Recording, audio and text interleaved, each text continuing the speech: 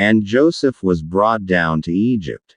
And Potiphar, an officer of Pharaoh, captain of the guard, an Egyptian, bought him of the hands of the Ishmaelites, which had brought him down thither. And the Lord was with Joseph, and he was a prosperous man, and he was in the house of his master the Egyptian. And his master saw that the Lord was with him, and that the Lord made all that he did to prosper in his hand. And Joseph found grace in his sight, and he served him, and he made him overseer over his house, and all that he had he put into his hand. And it came to pass from the time that he had made him overseer in his house, and over all that he had, that the Lord blessed the Egyptian's house for Joseph's sake, and the blessing of the Lord was upon all that he had in the house, and in the field. And he left all that he had in Joseph's hand, and he knew not aught he had, save the bread which he did eat. And Joseph was a goodly person, and well favored.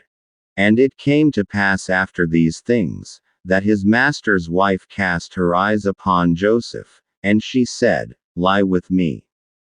But he refused, and said unto his master's wife, Behold, my master wotteth not what is with me in the house, and he hath committed all that he hath to my hand. There is none greater in this house than I, neither hath he kept back anything from me but thee, because thou art his wife. How then can I do this great wickedness, and sin against God? And it came to pass, as she spake to Joseph day by day, that he hearkened not unto her, to lie by her, or to be with her. And it came to pass about this time, that Joseph went into the house to do his business, and there was none of the men of the house there within. And she caught him by his garment, saying, Lie with me. And he left his garment in her hand, and fled, and got him out. And it came to pass, when she saw that he had left his garment in her hand, and was fled forth, that she called unto the men of her house, and spake unto them, saying, See, he hath brought in an Hebrew unto us to mock us. He came in unto me to lie with me, and I cried with a loud voice.